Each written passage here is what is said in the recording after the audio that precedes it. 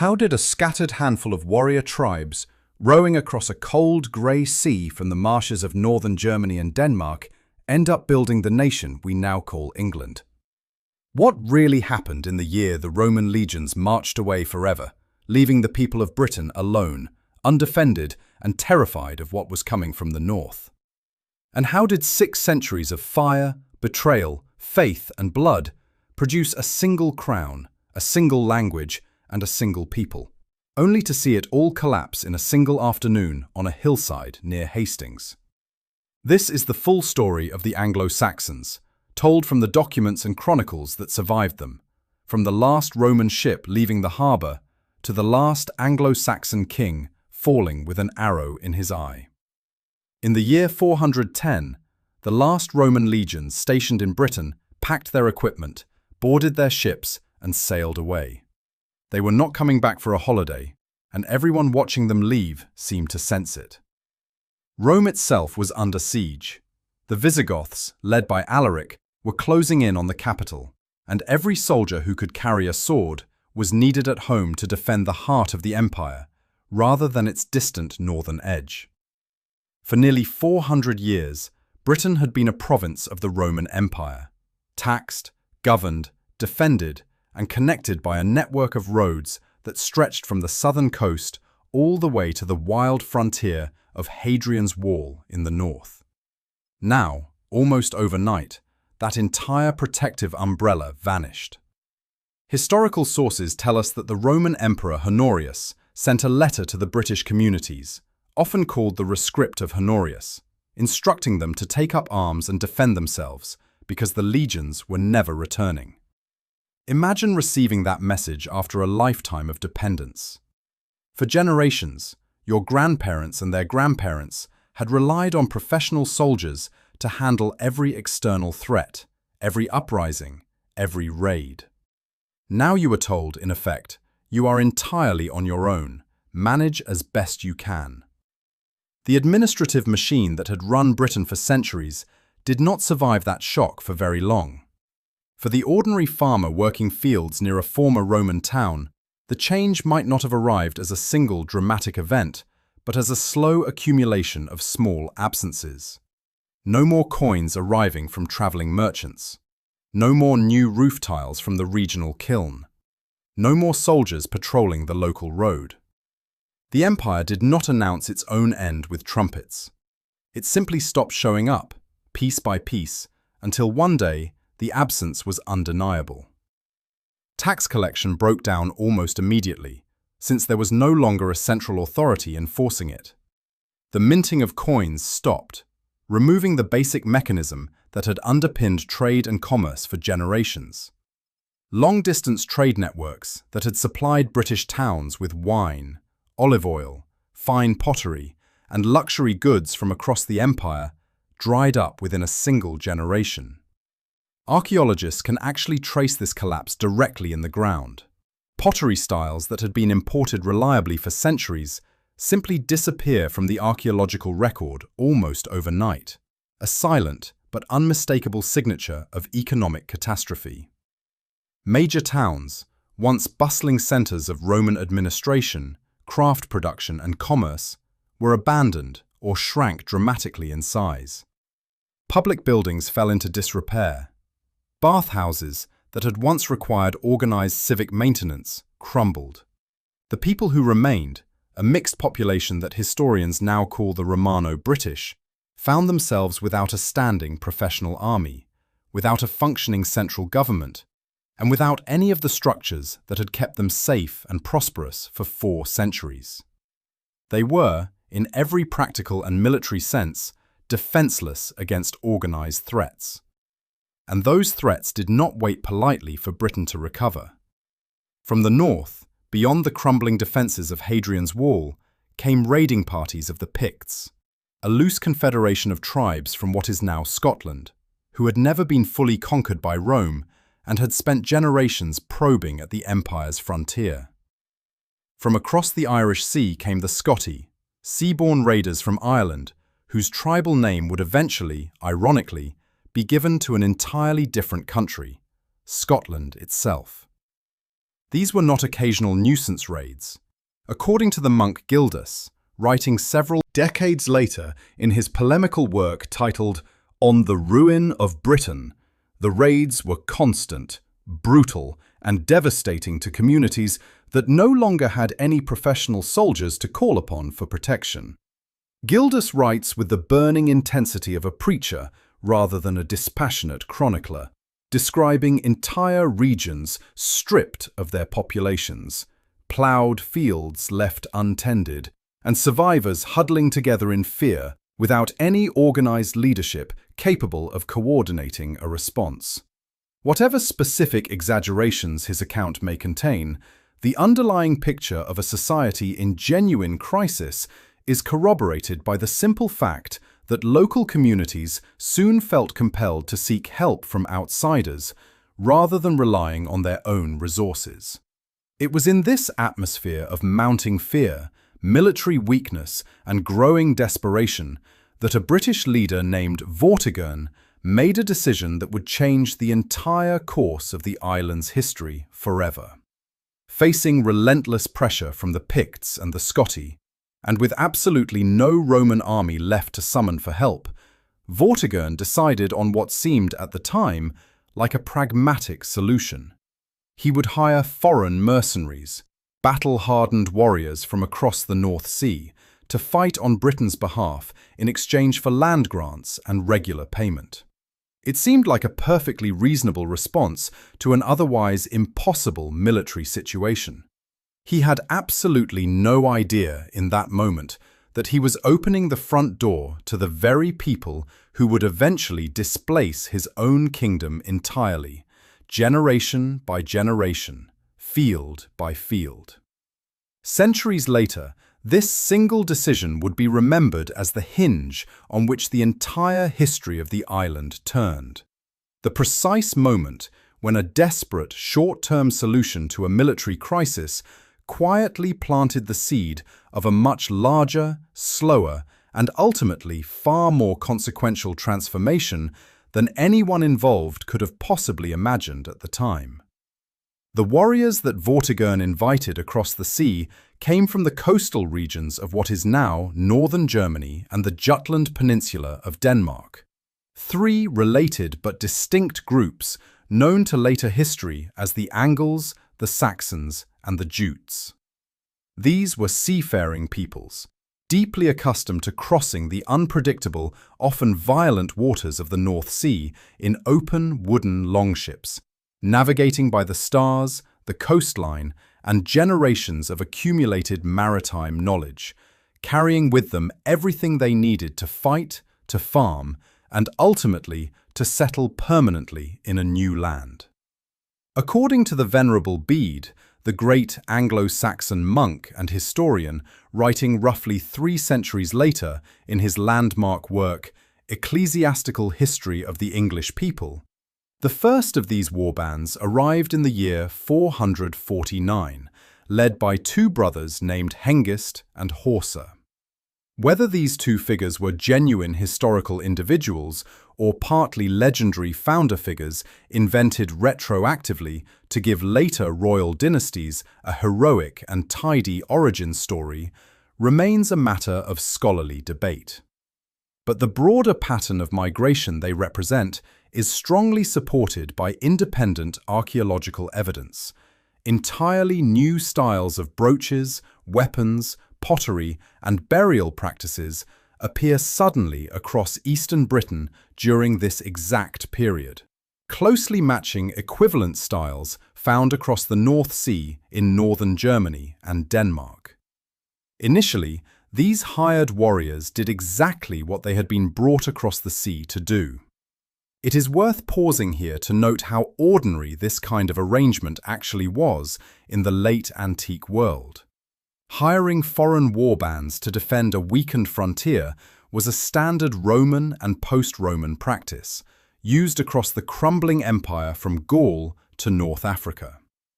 What made the British case so consequential was not the strategy itself, but its long-term outcome.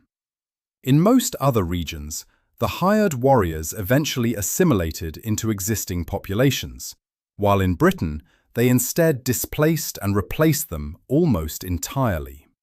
They fought the Picts on Vortigern's behalf, and according to the surviving sources, they fought with considerable skill and effectiveness.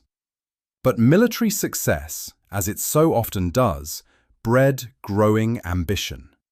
The mercenaries began looking at the fertile, gentle lowlands of eastern Britain and comparing them favourably to their own crowded, often marshy and flood-prone homelands across the sea.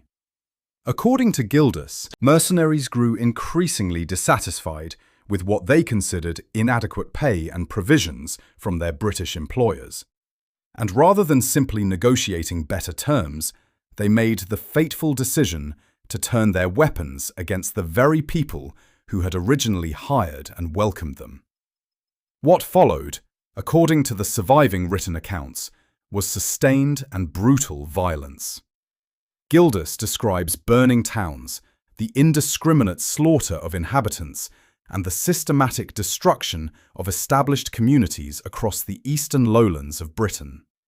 It is worth acknowledging that this is a source written by a moralizing Christian cleric with a clear rhetorical agenda, someone inclined toward dramatic exaggeration to make his theological point about divine punishment for British sins.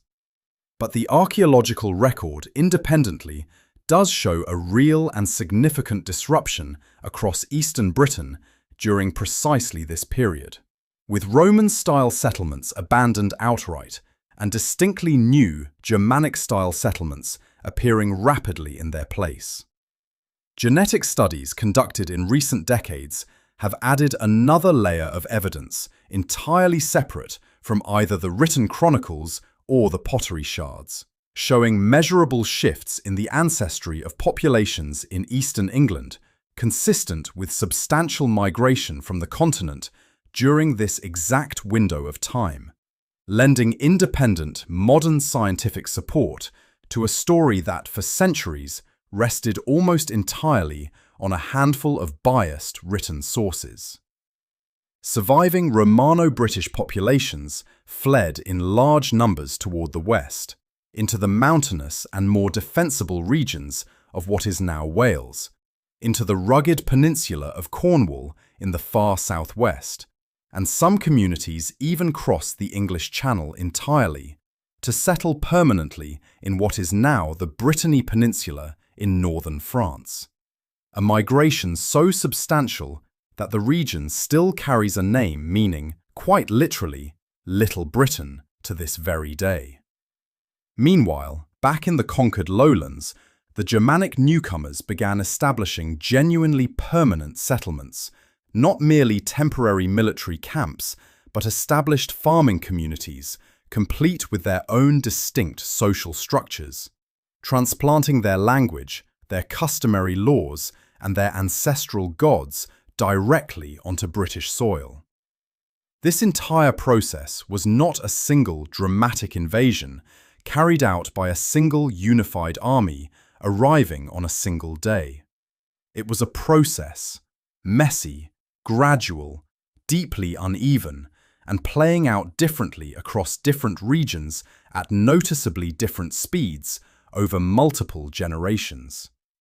But its cumulative long-term effect would permanently reshape the entire eastern and central portions of the island, laying the demographic and cultural foundation for everything that followed. By the time the dust of this slow-moving conquest finally settled, the language spoken across most of lowland Britain, the names given to its rivers and villages, and the gods once whispered around its hearths had all begun shifting decisively away from anything recognizably Roman or British, and towards something new, something Germanic, something that would one day simply be called English. The native Britons did not simply lie down passively and accept their fate without a fight. Organized resistance eventually coalesced, particularly under a figure named Ambrosius Aurelianus, a leader described in surviving sources as possessing genuine Roman ancestry, quite possibly one of the very last men in post-Roman Britain still trained in the disciplined old Roman military tradition. Under leadership of this caliber, scattered British forces gradually regrouped, reorganized, and began pushing back forcefully against the relentless Anglo-Saxon advance. The turning point arrived at a battle that historians refer to as the Battle of Mons Badonicus, or the Battle of Mount Badon. It is worth noting just how little we actually know for certain about this single pivotal battle. We have no detailed account of troop numbers, no description of tactics, no agreed location among the dozens that historians and archaeologists have proposed over the decades. All we have is the simple, repeated insistence across multiple sources that something decisive happened here, and that its effects were felt for an entire generation afterward. According to Gildas, this particular battle resulted in a thoroughly decisive British victory, one significant enough to halt the Anglo-Saxon expansion entirely for nearly half a century afterward. Pause and consider the human scale of that achievement. An entire generation of British children grew up in relative safety and stability, specifically because of what happened on that single battlefield. Gildas's detailed account in On the Ruin and Conquest of Britain confirms that this was an extraordinarily bloody and hard-fought confrontation, and that its outcome brought the surviving British communities a genuine and substantial period of peace and relative stability. It is precisely this victory and the particular style of inspiring leadership that achieved it that many modern historians believe became the historical seed from which the much later legend of King Arthur eventually grew. Even though Gildas himself, writing closest in actual time to these events, never once mentions anyone named Arthur in his entire surviving text. The name Arthur appears for the very first time only in much later sources, written several centuries afterward, by which point popular legend and creative folklore had clearly already begun layering themselves thickly onto whatever genuine historical kernel originally existed beneath them. The earliest of these later sources, a 9th century text attributed to a writer named Nennius, lists a series of battles supposedly fought by a leader called Arthur, including one explicitly identified as Mount Badon itself, suggesting that by the time these later writers were compiling their accounts, the victory at Badon and the figure of Arthur had already become firmly fused together in popular memory, regardless of whether that fusion reflected genuine historical fact. This distinction matters enormously for understanding how history actually functions as a discipline. The legendary Arthur of medieval romance literature, complete with the Round Table, the magic sword Excalibur, and the wizard Merlin, is almost certainly an elaborate literary creation built up gradually over many hundreds of years of storytelling. But underneath that elaborate later legend may genuinely lie a real, if much smaller and less glamorous, historical memory. An actual British war leader who, for one brief, shining moment in an otherwise grim century, successfully stopped the Anglo-Saxon advance dead in its tracks. That hard-won moment, however, ultimately did not last forever. Despite the genuine victory at Mount Badon, the long-term demographic and military pressure continued to favor the Germanic newcomers over time. Wave after wave of additional migrants kept arriving steadily from the continent, gradually tipping the overall balance of population and power.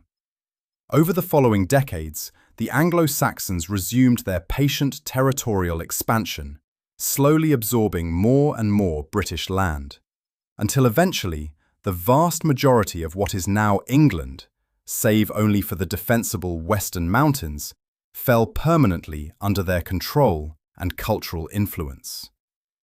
The brief glow of Mount Badon, in other words, was a single bright candle in a long, slow-falling darkness, remembered fondly by later generations precisely because it was so rare, and precisely because everything that came after it confirmed just how exceptional that one victory had truly been. As the ongoing fighting between rival Anglo-Saxon warbands continued steadily throughout the 6th century, smaller individual settlements gradually consolidated into noticeably larger political units through a continuous process of competition, shifting alliance, and outright conquest. Out of this prolonged and often chaotic process, a recognizable political map of the island slowly began to emerge, a system that historians later named the Heptarchy, referring to 7 major competing kingdoms: Northumbria in the far north, Mercia occupying the central Midlands, East Anglia in the east, along with Essex, Kent, Sussex, and Wessex in the south of the island. Among these 7 kingdoms, the small kingdom of Kent rose to early prominence first. It is useful to remember that the Heptarchy was never a tidy, stable arrangement of 7 equally matched states sitting peacefully side by side. Borders shifted constantly. Smaller sub-kingdoms were swallowed by larger neighbours, then sometimes reasserted their independence decades later when the larger kingdom weakened. Modern maps showing 7 clean, separate kingdoms are a simplification useful for teaching, but the lived political reality on the ground was far messier, far more fluid, and far more violent than any single map could ever properly capture. This advantageous proximity gave Kent unusually strong trading connections with the Frankish kingdoms across the English Channel, generating a level of wealth and cultural influence considerably disproportionate to its small physical size, particularly under the capable leadership of King Ethelbert, whose long reign would soon take on even greater historical significance for entirely different reasons we will explore shortly. The society that all these competing kingdoms built for themselves was fundamentally a warrior society, carefully organized around a sacred personal bond between a lord and his sworn retainers. Armed followers who pledged unwavering loyalty and reliable military service in direct exchange for protection, generous gifts, and elevated social status.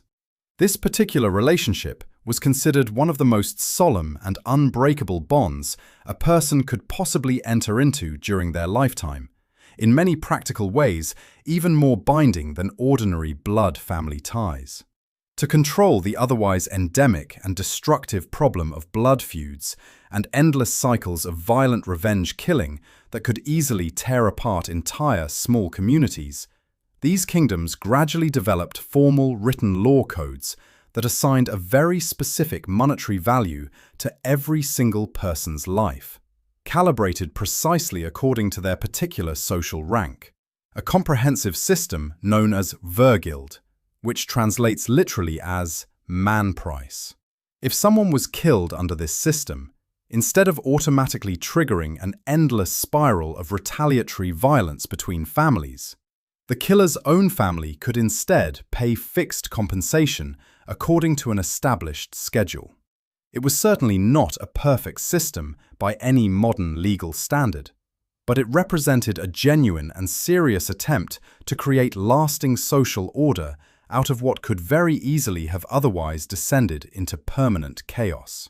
The earliest surviving Anglo-Saxon law code, issued by King Ethelbert of Kent around the start of the 7th century, lays out Vergild values with startling specificity, assigning precise compensation amounts for everything from the loss of a finger to the loss of an eye, demonstrating just how seriously these early kingdoms took the project of replacing private vengeance with formal, predictable legal process. Kings ruling over these various competing kingdoms constantly waged war against one another, not merely for additional territory, but specifically for a particular and highly prestigious title. Bretwalda, meaning something close to Britain ruler or overlord of the entire island, a position of immense prestige that one single kingdom might hold for an entire generation, before inevitably losing it to a rising rival kingdom. This intense, ongoing competition for the Bretwalda title would continue shaping Anglo-Saxon politics for several more centuries to come, as overall dominance gradually shifted from Kent, eventually to Northumbria, then later to Mercia, and finally, much later, to Wessex. Each shift in dominance brought with it new law codes, new royal marriages, new alliances and betrayals, and a slowly accumulating sense, however fragile, that these 7 separate kingdoms might one day be drawn together into something resembling a single nation. Before Christianity ever arrived on these shores, the Anglo-Saxons practiced a distinctly Germanic polytheistic religion, worshipping a pantheon of gods that would have been instantly familiar to other related Germanic peoples scattered across northern Europe at the time. Woden, directly equivalent to the later Norse god Odin, associated with wisdom, warfare, and the realm of the dead. Thunor, equivalent to the familiar Norse god Thor, associated with thunder and raw physical strength. And Tyr, equivalent to the Norse god Tyr, associated specifically with law, justice, and honorable single combat. The lingering influence of this old, abandoned religion is preserved, quite remarkably, in something that English speakers use every single day without giving it a second thought: the names of the days of the week. Tuesday comes directly from Tyr's day. Wednesday comes directly from Woden's day. Thursday comes directly from Thunor's day.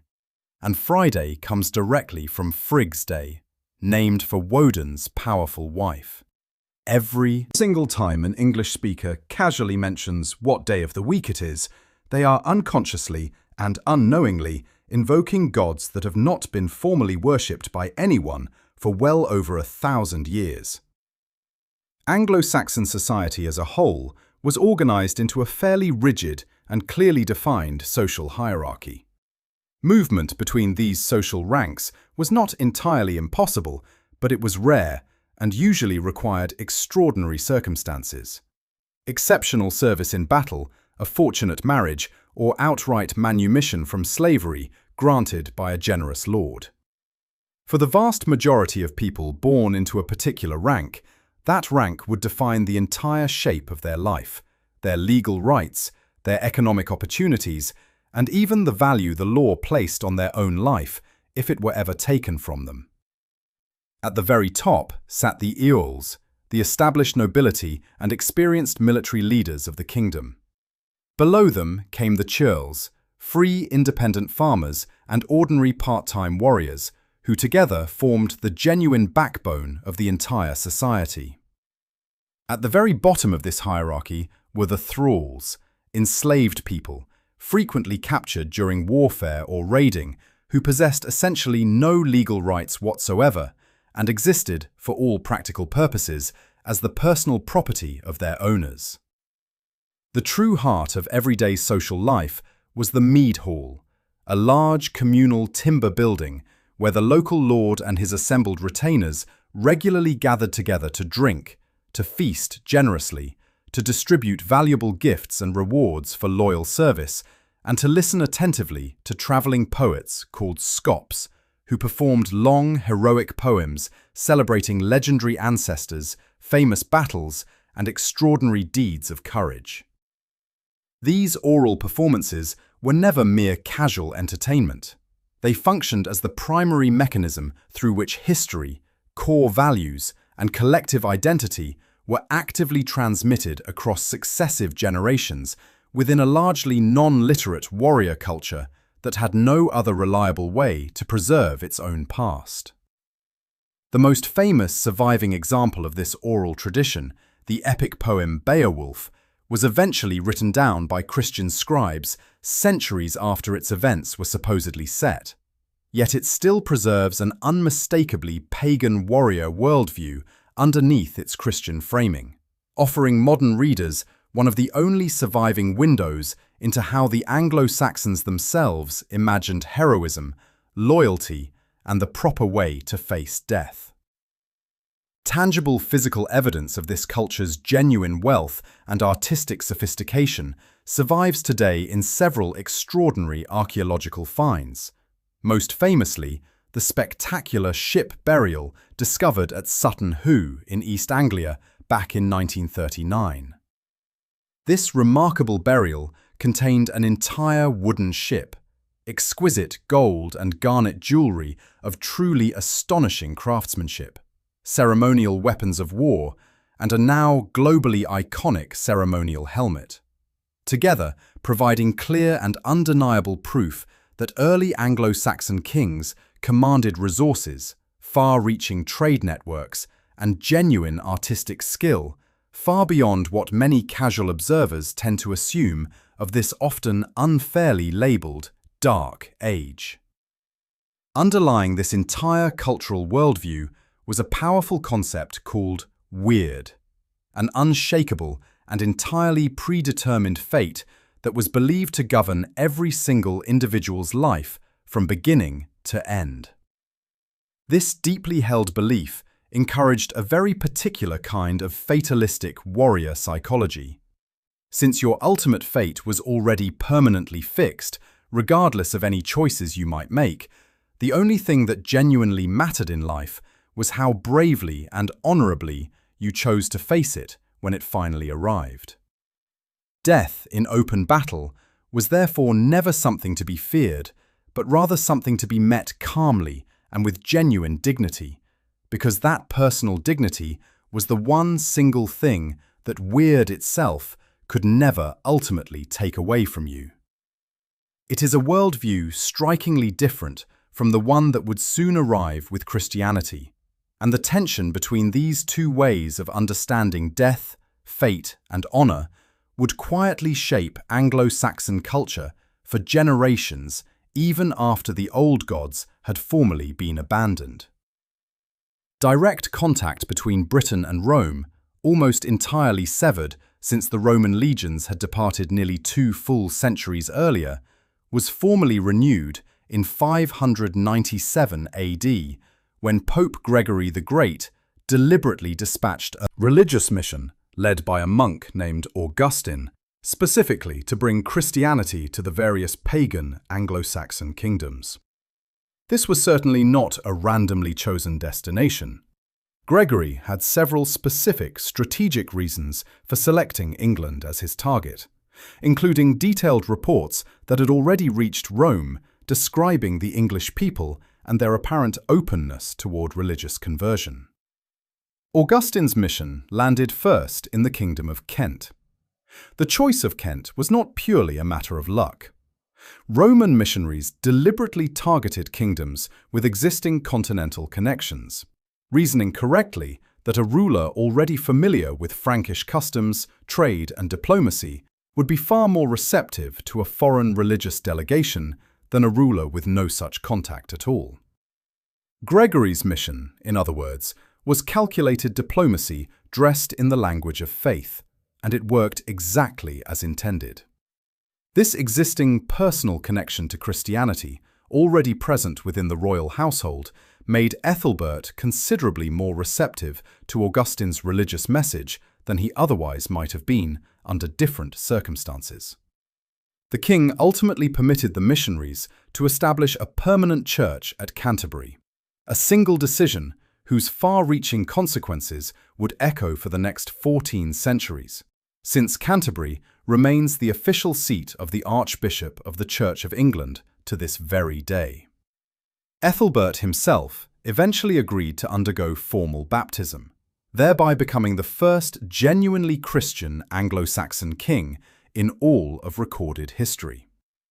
His personal conversion triggered a noticeable cascading effect throughout the region, as other neighbouring rulers within his broader sphere of political influence gradually began converting as well, sometimes motivated by genuine personal belief, sometimes motivated by shrewd political calculation, and quite often by some careful mixture of both competing motivations. At roughly this same general time period, an entirely different strand of Christianity was simultaneously spreading southward from the opposite direction.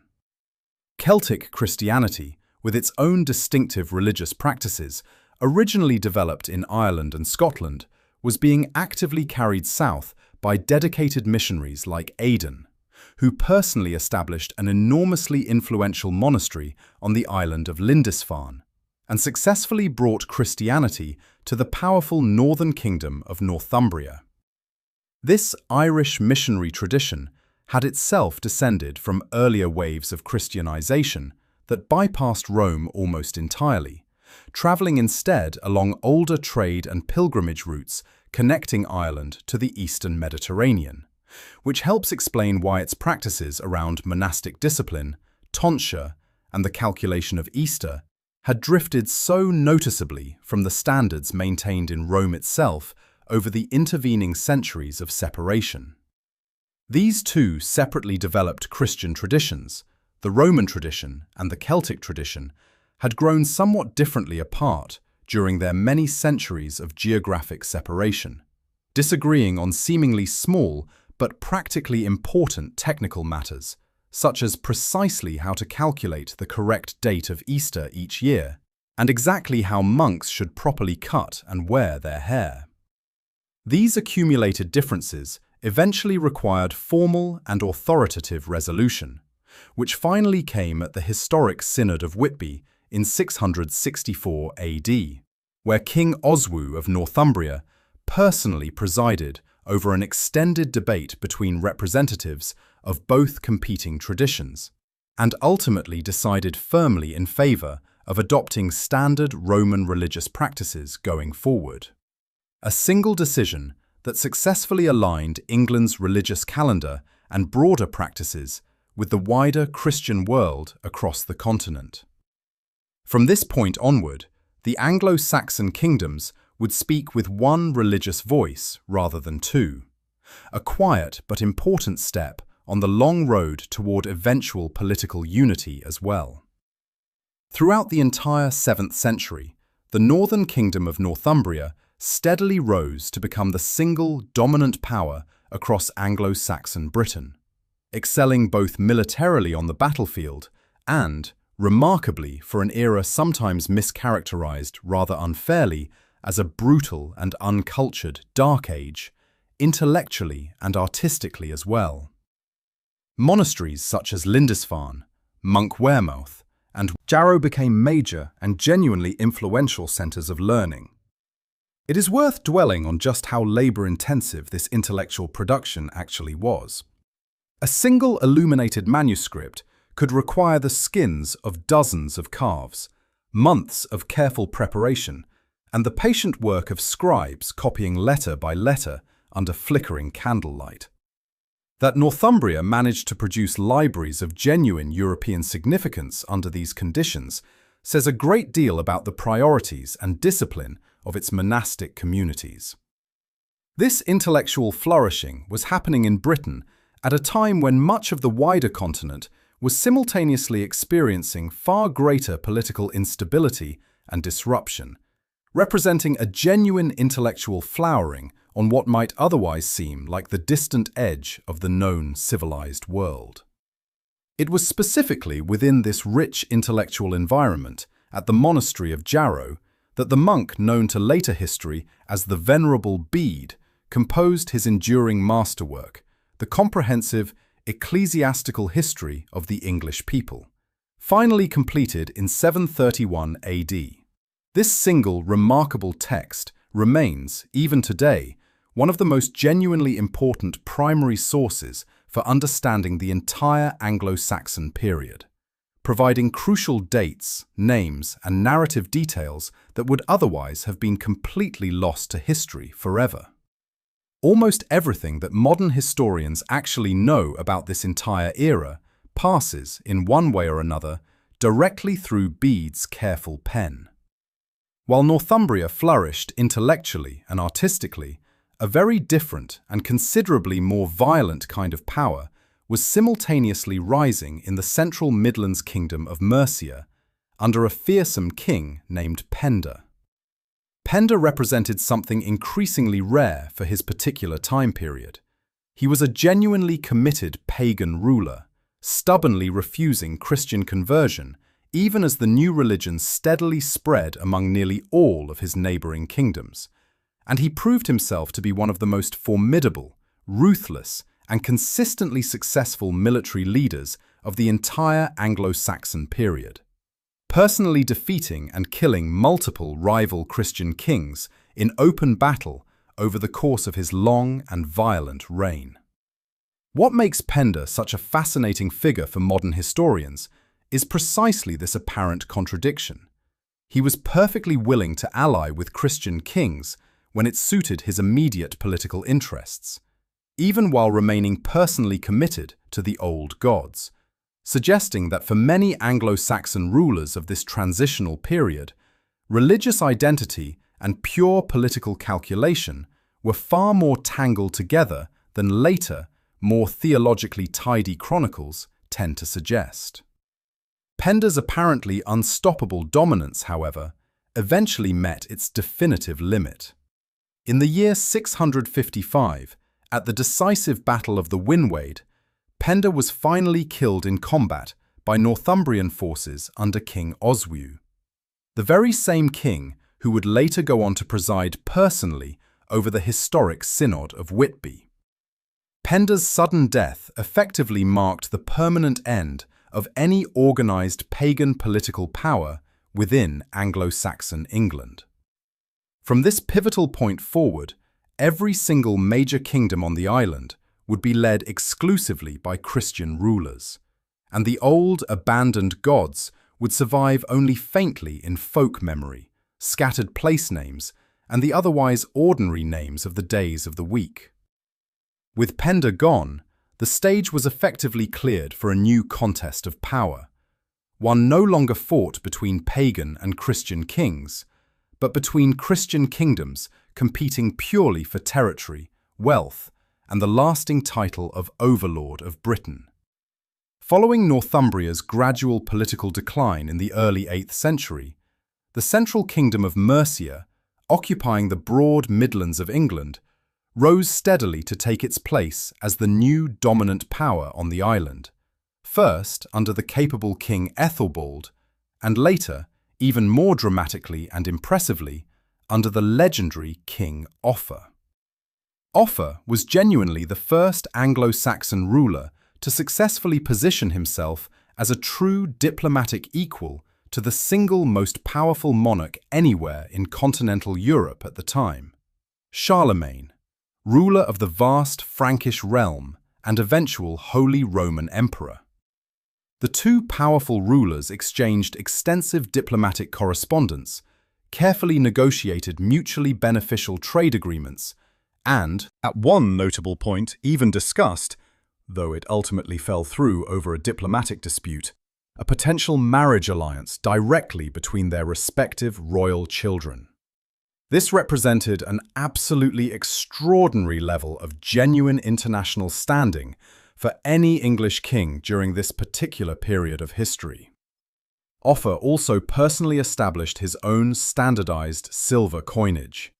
Coins from his reign have been found as far away as Italy and the Middle East, evidence of just how widely Mercian trade networks extended under his careful administration.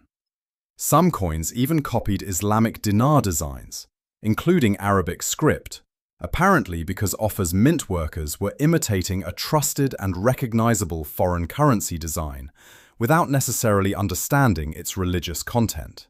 A small but telling detail about how interconnected the trading world of the 8th century truly was. Offa's single most enduring physical legacy, however, remains a truly massive earthwork construction known to history as Offa's Dyke, an imposing defensive boundary structure stretching for more than 240 kilometers along the entire contested frontier between Mercia and the various Welsh kingdoms to the west. Substantial sections of this ancient dike remain clearly visible in the landscape even today, serving as a tangible physical reminder of the truly enormous scale of organized labor and administrative capability that Mercia could successfully command under Offa's direction. Building a structure of this length, consisting of a deep ditch paired with a high earthen bank, running continuously for hundreds of kilometers across varied and often difficult terrain, would have required the coordinated labor of thousands of workers over an extended period, drawn from across the kingdom through some form of organized obligation, making it one of the largest deliberate construction projects undertaken anywhere in early medieval Europe. Despite all of this considerable success and prosperity, Mercia ultimately suffered from one critical and fatal structural weakness. It fundamentally lacked any clear, stable, and reliably established system of royal succession. When Offa eventually died, the entire kingdom's accumulated power began to unravel with genuinely startling speed, as various rival claimants and noticeably weaker successors all failed to maintain the impressive political dominance that Offa himself had so carefully built up over decades. Within just a few short decades, Mercia's position as the clearly leading power in England would be completely overtaken by an entirely different kingdom rising from the south. That kingdom, still relatively obscure at this point in the story, was Wessex, a name that would soon become inseparable from the entire future of England itself. On the 8th of June, in the year 793 AD, an attack occurred that genuinely shocked the entire surrounding Christian world.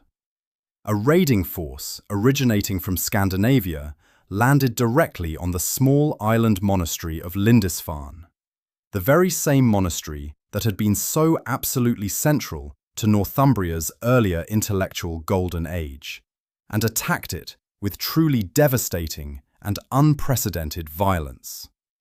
This was certainly not the very first Viking raid in recorded history, but it was the particular one that burned itself permanently into Christian collective memory as the precise moment when everything fundamentally changed forever. The Anglo-Saxon Chronicle, one of the most genuinely important surviving written records of this entire period, vividly describes the frightening omens that supposedly preceded the attack in dramatic and unsettling language. Fiery dragons reportedly flying through the open air, sudden whirlwinds, and crackling lightning, almost as if the natural world itself were actively warning everyone of the sheer horror that was about to arrive. Whether or not these specific dramatic omens actually occurred exactly as described, the chronicler's deliberate choice to carefully record them tells us a great deal about just how traumatic and genuinely unprecedented this single event felt to ordinary contemporaries living through it.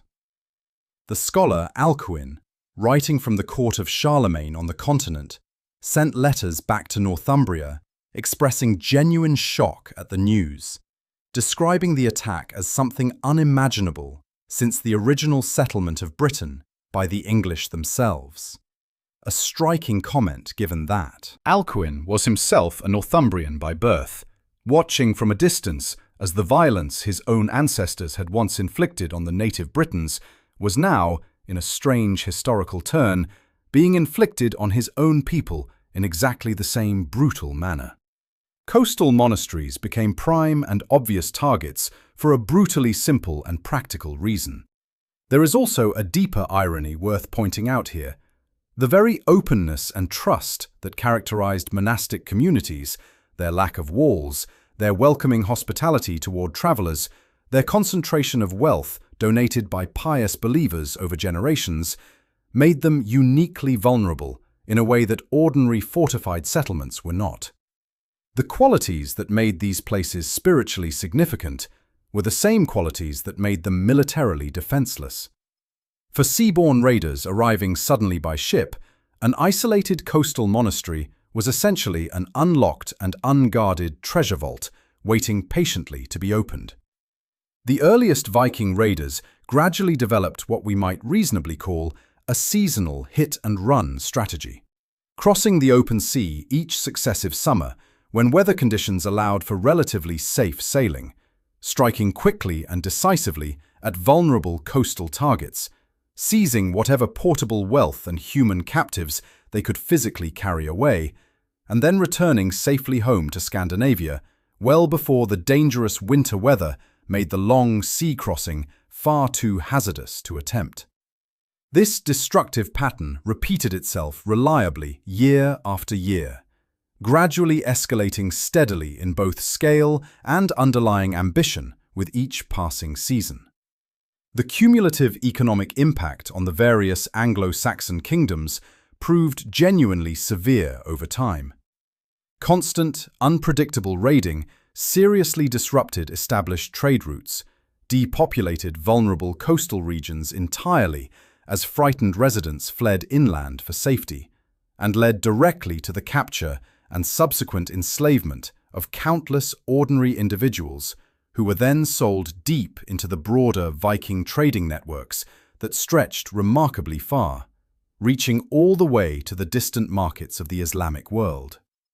What had originally begun as merely occasional violent incidents was now about to escalate dramatically into something far more dangerous and permanent: organized, large-scale military conquest.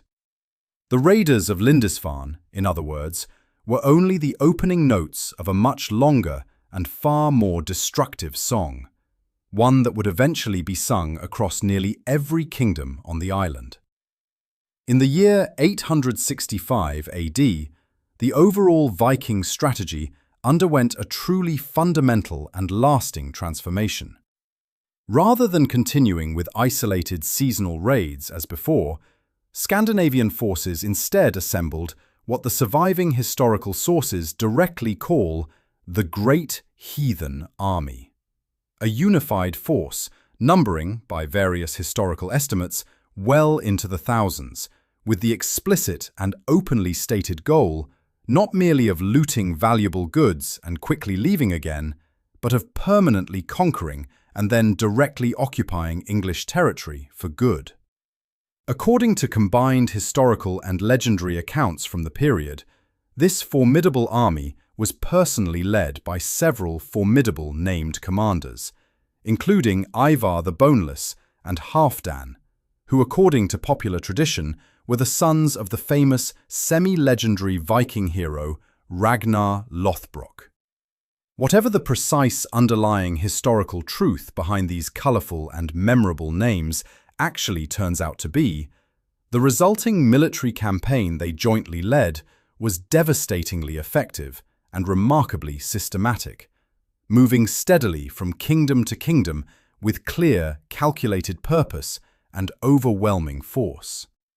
Later Norse legend would claim that this entire invasion was motivated by a desire for revenge, since Ragnar Lothbrok was supposedly killed by an earlier Anglo-Saxon king who threw him into a pit of venomous snakes. A dramatic and almost certainly embellished story, but one that nonetheless captures something true about how the Norse world itself understood and justified the violence of this campaign, framing it not as random plunder, but as a structured act of inherited family vengeance. The Kingdom of East Anglia was the very first major kingdom to fall completely. It is worth remembering that conquest of this kind was rarely a single battle followed by surrender. It typically involved repeated campaigns across multiple fighting seasons, negotiated truces that broke down within months, puppet kings installed and then removed, and a slow exhaustion of local resistance until organized opposition simply became impossible to sustain. East Anglia's fall, like the others that followed, was a process measured in years rather than days. Its reigning king, Edmund, was personally captured by the invading Viking forces and executed with deliberate and exemplary cruelty in the year 869 AD. His death so deeply impressed contemporary observers with its perceived qualities of religious martyrdom that he was subsequently canonized as Saint Edmund, eventually becoming one of medieval England's most widely venerated national saints, a former earthly king transformed permanently into a powerful religious symbol of righteous resistance against pagan conquest. The kingdom of Northumbria fell as well not long afterward, and its once great city of York was promptly renamed Jorvik, transforming almost overnight from a traditional Anglo-Saxon administrative centre into a genuinely thriving Viking trading hub, with extensive commercial connections stretching impressively across the entire wider Norse world, from distant Dublin all the way back to Scandinavia itself. The kingdom of Mercia, too, ultimately proved entirely unable to resist the relentless ongoing onslaught.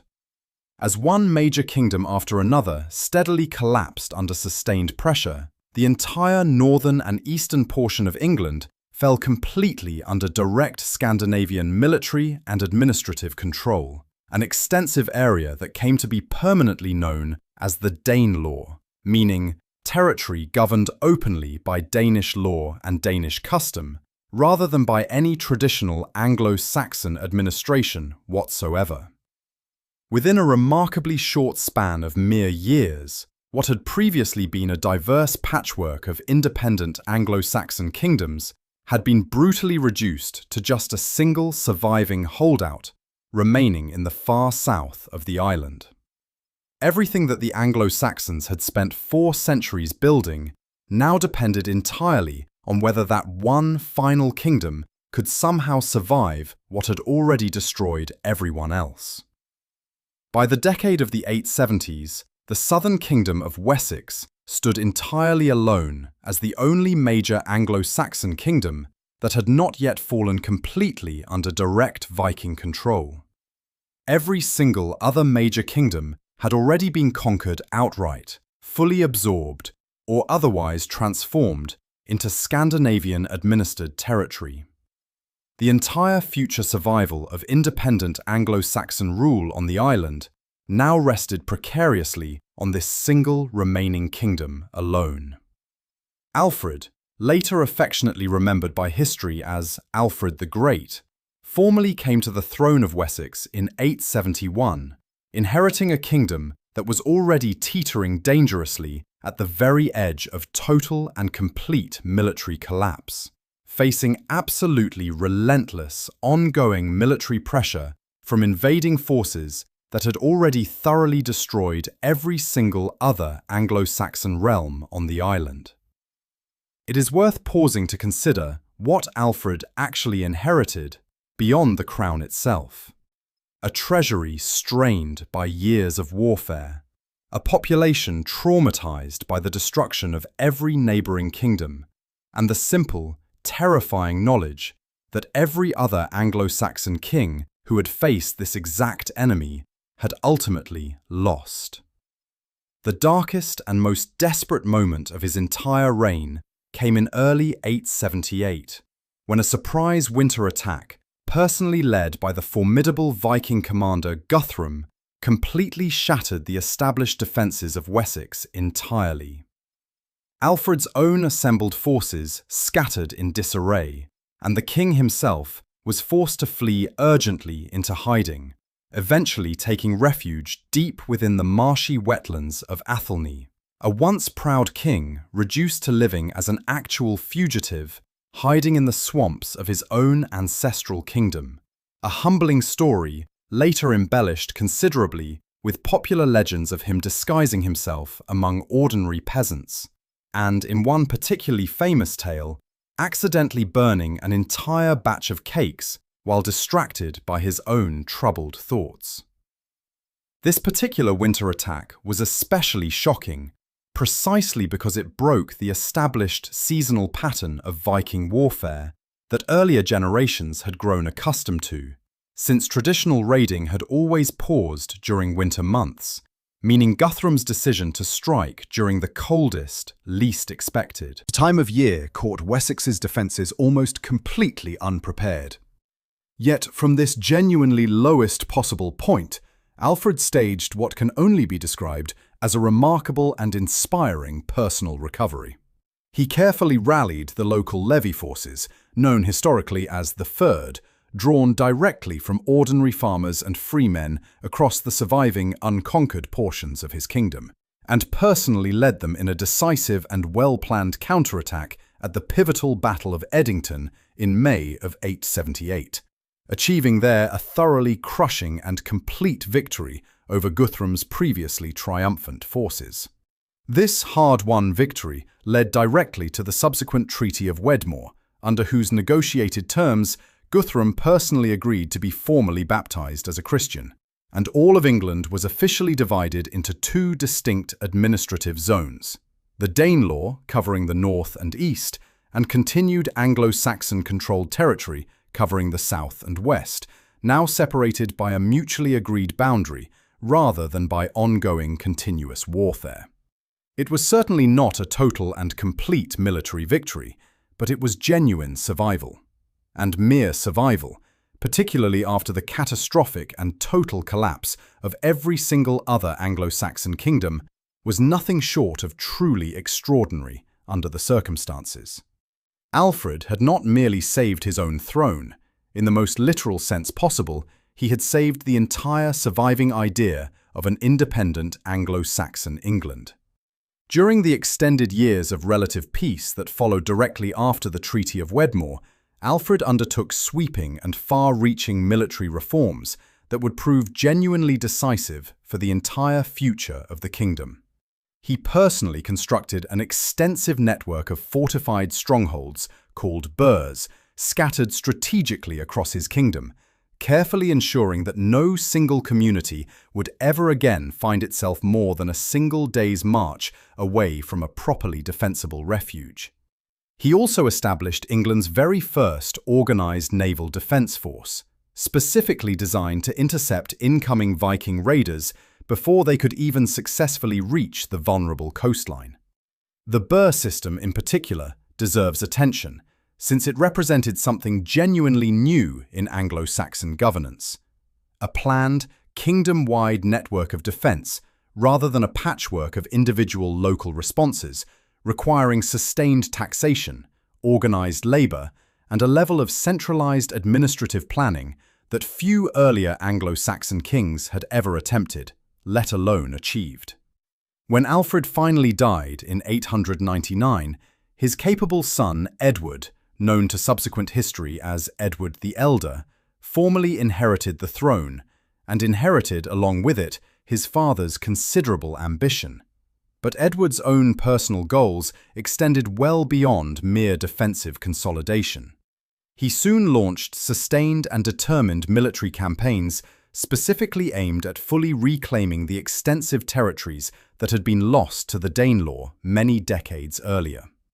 What makes this particular period of history especially remarkable is the genuinely significant role played throughout by Edward's own sister, Ethelflad, who became widely known by the title Lady of the Mercians, a woman who governed the substantial kingdom of Mercia entirely in her own right, and proved herself to be an exceptionally skilled military strategist and battlefield commander during an era when female leadership of this particular kind was almost completely unheard of anywhere in Europe. Her carefully fortified frontier towns, successful military campaigns, and shrewd political alliances all proved genuinely instrumental to the broader ongoing project of reconquest. After the death of her husband, the ruler of Mercia, Ethelflad ruled entirely independently, rather than remarrying or stepping aside, a decision that speaks to both her own personal authority and the considerable trust placed in her by the Mercian nobility, who continued to follow her leadership even though female rule of this kind had essentially no precedent anywhere in the Anglo-Saxon world before her. Working in remarkably close coordination with one another, Edward steadily advancing his forces from the south, while Ethelflad commanded her own forces from the central Midlands, the two royal siblings combined their respective military forces to systematically and methodically reclaim both Mercia and East Anglia, lingering Viking control.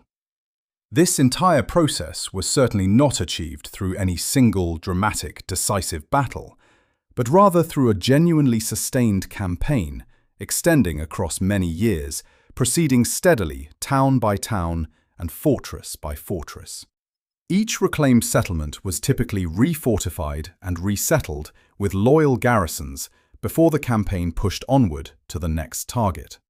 A deliberate and patient method of conquest that prioritized permanent control over quick, dramatic victories that might not actually hold. The accumulated military success of this carefully combined sibling campaign gradually pushed remaining Scandinavian power steadily northward, and represented an absolutely enormous step towards something that had genuinely not existed within living memory for generations. A truly unified Anglo-Saxon political authority covering the clear majority of England, achieved not merely through the heroic actions of one single legendary king acting alone, but rather through the carefully coordinated joint efforts of a brother and sister ruling effectively in tandem with one another. A partnership that historians increasingly point to as proof that the unification of England was never a solitary achievement, but a genuinely collective one. Alfred's genuinely capable grandson, Athelstan, ascended confidently to the throne in 924, inheriting a kingdom that had already been substantially reunified through the sustained earlier efforts of both his father and his remarkable aunt. Athelstan proved himself more than capable of successfully building further upon that already solid foundation.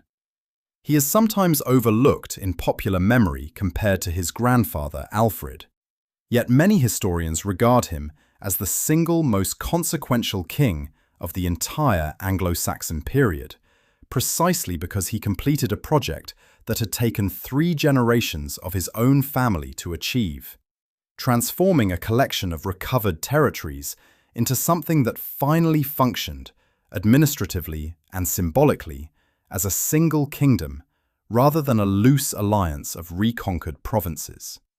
Through decisive and well-executed military action, he successfully recaptured the strategically vital city of York from lingering Viking control in 927, and in doing so, became the very first ruler in all of recorded history to be formally and officially recognized as king of all the English people collectively. Not merely King of Wessex alone, or Mercia alone, or any single isolated region, but genuinely king of a unified English nation, at least in name and clear ambition, if not yet entirely in fully established, lasting administrative practice throughout every corner of the realm.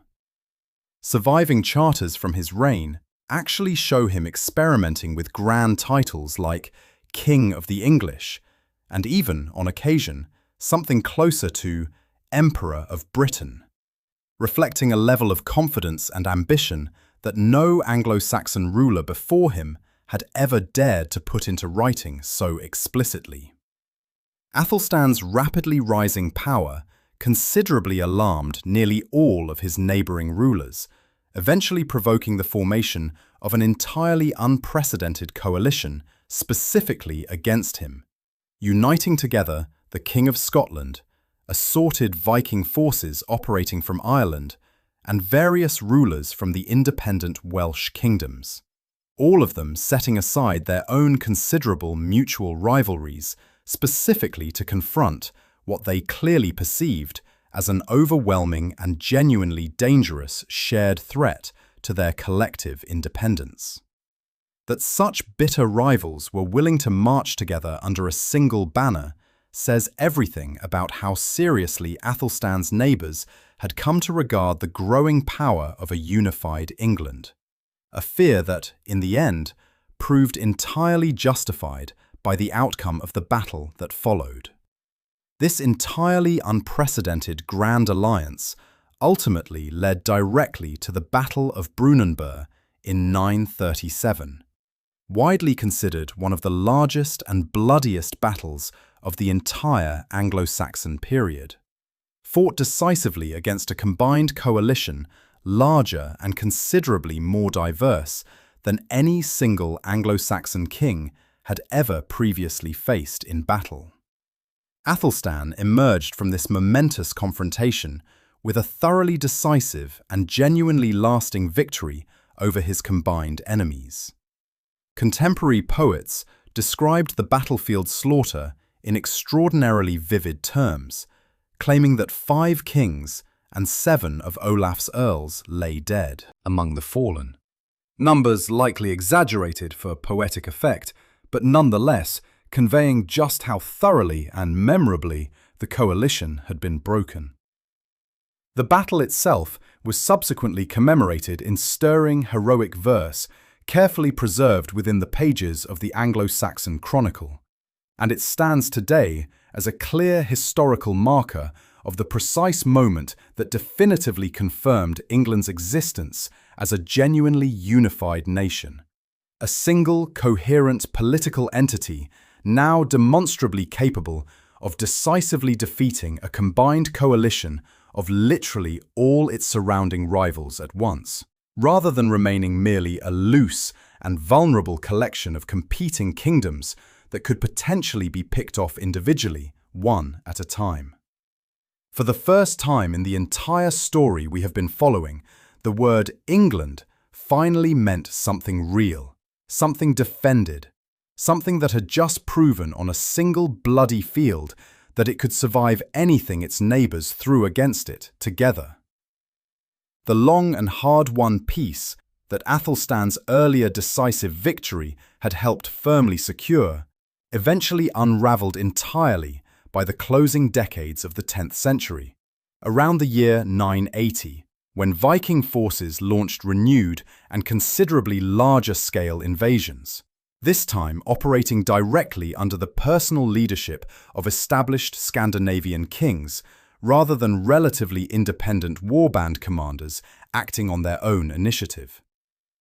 King Athelred, remembered by later generations through the somewhat unfair nickname the Unready, a name that actually derives from an Old English term meaning something closer to poorly advised rather than literally militarily unprepared, though the simpler modern interpretation has unfortunately stuck regardless of the original meaning, proved genuinely unable to defeat these renewed and persistent invasions through direct military force alone.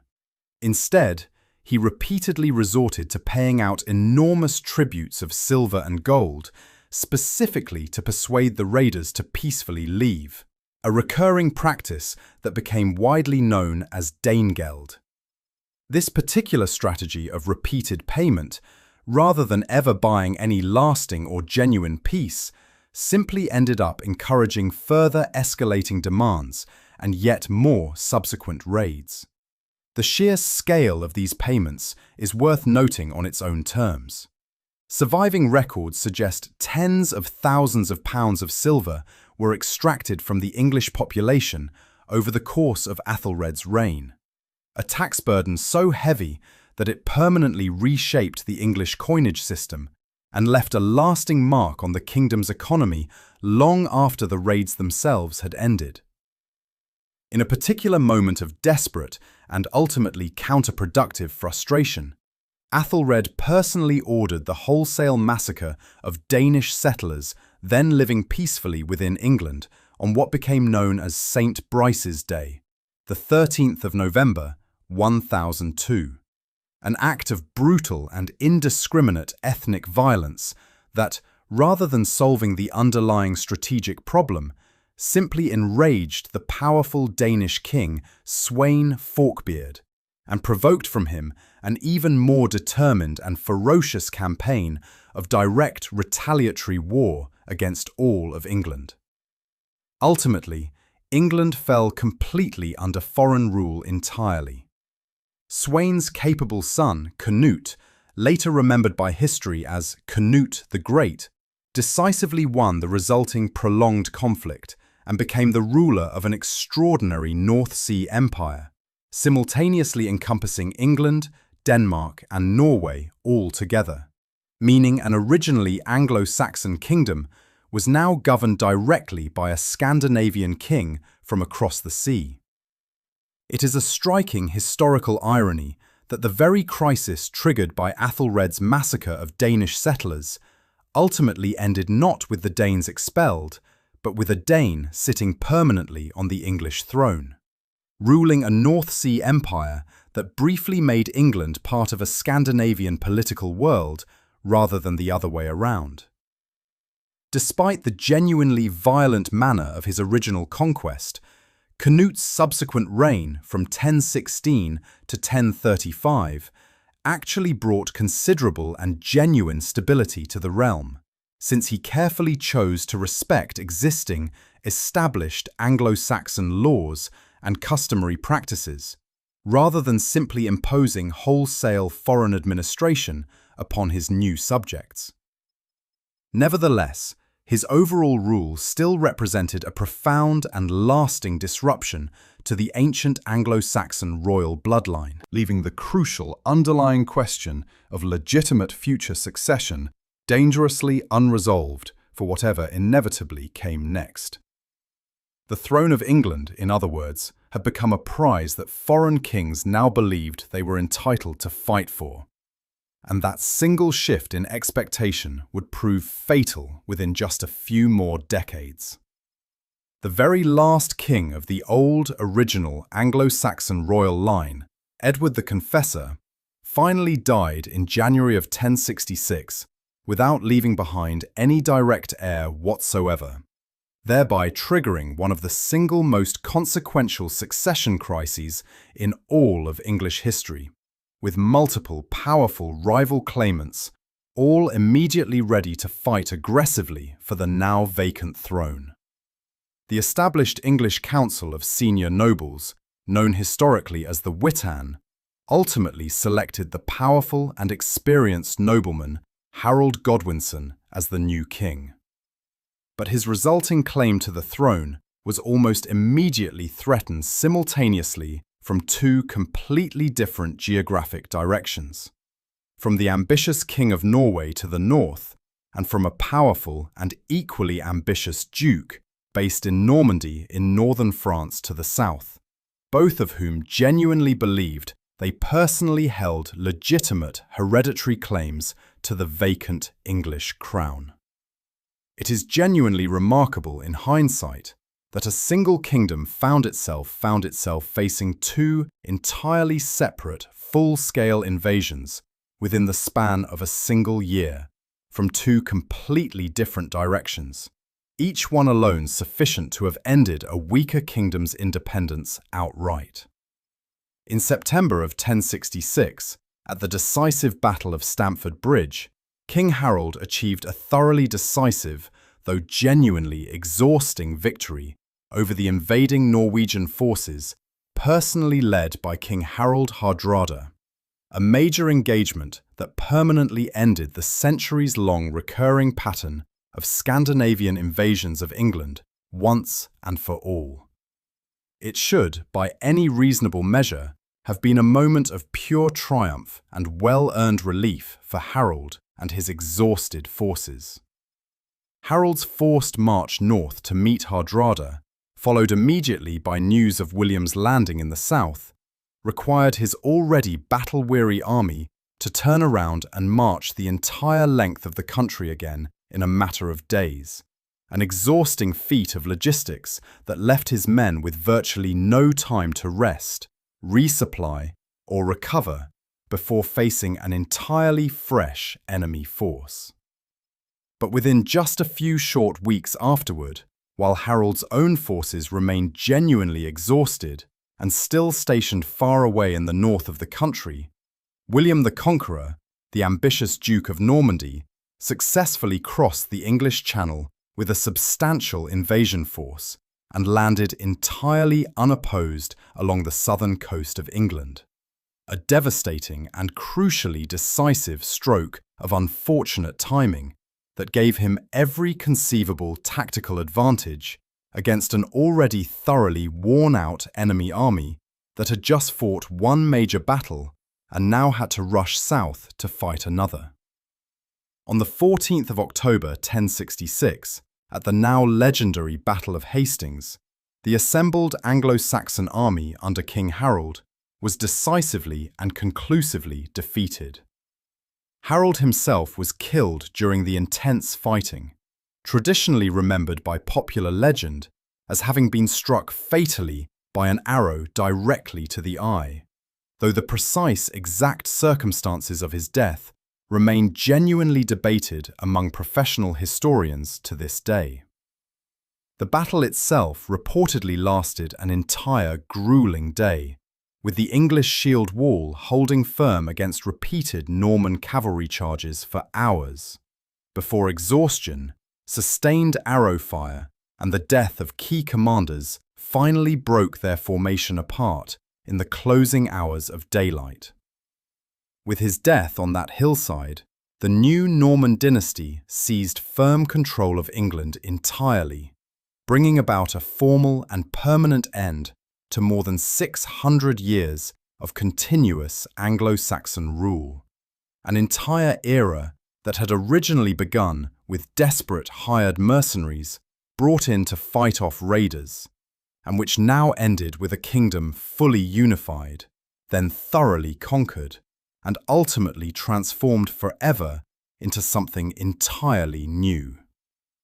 The language of the conquerors would blend slowly with the language of the conquered. The old Anglo-Saxon nobility would be steadily replaced by Norman lords, and the castles, the legal system, and even the vocabulary of England would never again look quite the same. But buried underneath all of that change, in the names of the days of the week, in the shape of the English language itself, and in the very idea of a single, unified kingdom worth defending, the Anglo-Saxons never entirely disappeared at all.